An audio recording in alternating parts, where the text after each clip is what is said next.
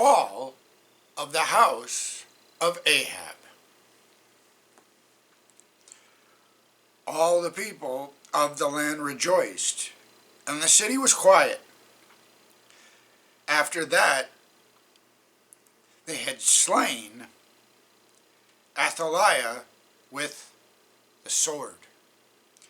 2 Chronicles 23, verse 21. Ahab's dominant trait, evil selfishness, continued its disastrous influence on his successors.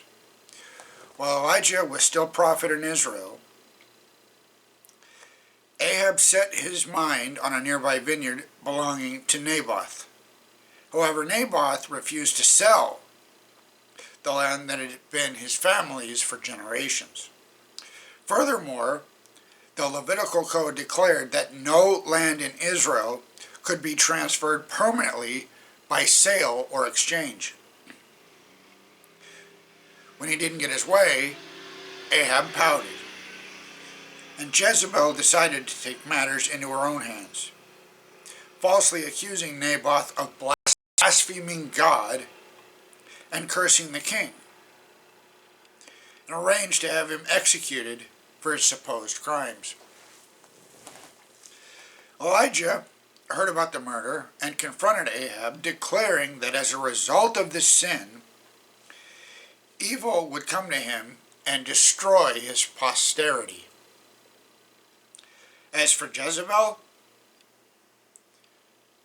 the Lord declared that dogs would eat her body by the palace wall. 3 years later, Ahab was slain by the Syrians, and Jezebel met the fate decreed for her. Ahab's son, Ahaziah, learned nothing from the sins of his father. When he fell ill, he turned to the god of Ekron instead of the creator of the universe. Elijah told him he would not recover Ahaziah's open sin, and his punishment should have been a strong warning to all Israel. Even to this day, the mysteries of heathen worship are continued in secret associations. Spiritualism and many occult practices that are increasingly embedded in Protestant religions.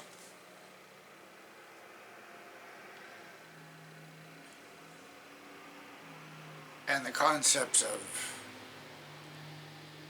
theistic evolution are being pressed all the more.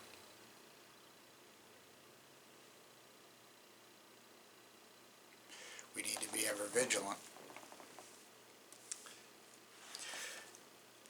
During his father's reign, Ahaziah had witnessed the wondrous works of the Most High. He had seen terrible evidences that God had given apostate Israel. Ahaziah had acted as if these awful realities were but idle tales.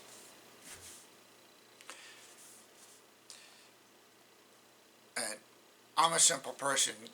I see something like the parting of the Red Sea. I see something like what happened at Mount Carmel.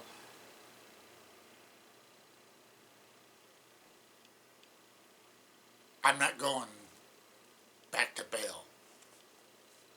But that's just me. But instead of humbling his heart before the Lord, he followed after Baal, and at last had ventured upon this, his most daring act of impiety. In his word, God has given us examples both negative and positive, and he expects us to learn from these as we make decisions in our own lives.